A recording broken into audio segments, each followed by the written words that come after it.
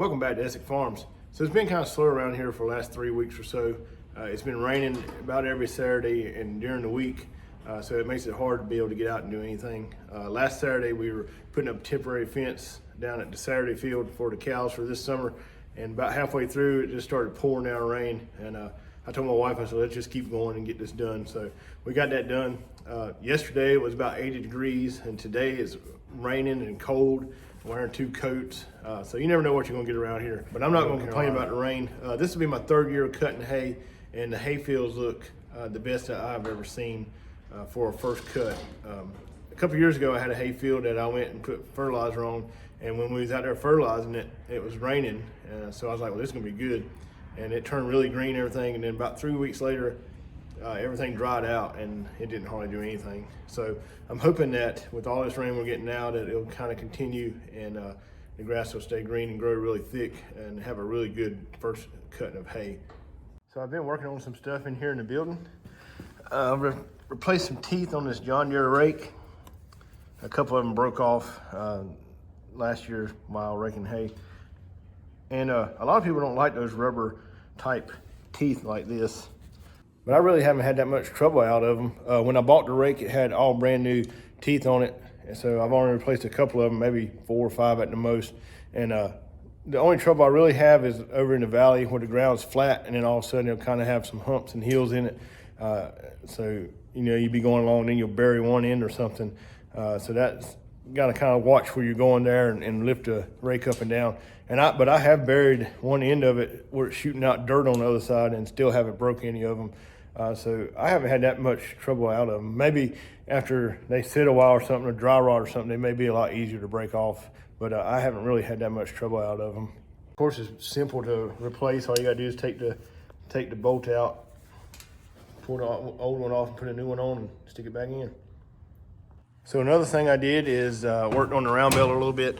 Last year I noticed that the pickup had stopped turning when I went through a little bit of thicker hay, and I got to looking at the belt, and it's kind of wore out, a little dry rot and stuff. It's not too bad, but I went ahead and got a new belt and put it on, and lowered that tensioner a little bit, so it's got a little more tension on it to help turn the head whenever you got it down picking up hay. So.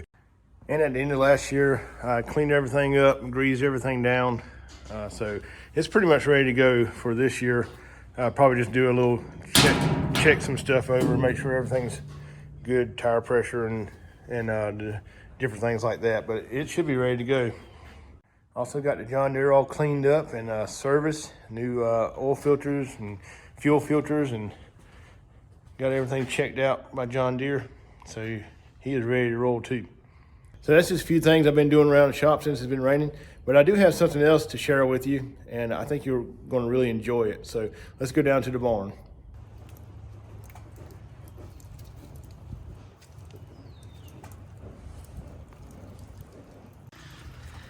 So here she is, first calf born of the year, a little heifer, born on Wednesday. My wife named her Wednesday. When I came home from work, I walked down here, and she must have just been born because she was still wet and falling around. I wasn't able to get up or anything, so she had just been born. And I noticed that she was getting close Sunday, but I don't ever like to lock my cows up when they're going to have babies. I'd rather just have them out where they feel comfortable and then go where they want to have the baby. So I did that, but she did have the baby in the barn, so I didn't have to do anything. So this is her 3rd calf, and the other 2 calves that she had, I still have. That's one right there. That's from last year. And I kept them because they're really good cows, calm cows to have. And if you have a small farm, I think having calm cows is really important. You know, if you had 100 acres and 30 cows you'd hardly ever see or have to interact with, it wouldn't be that big of a deal. But you know, these cows in smaller corrals and smaller fences and stuff, you really don't want a wild cow that may chase you down, especially if they have like a calf. They may be really overprotective. So this is her firstborn calf, and I think she looks really good. Good looking cow. And she is just as calm as she is. maybe even more so.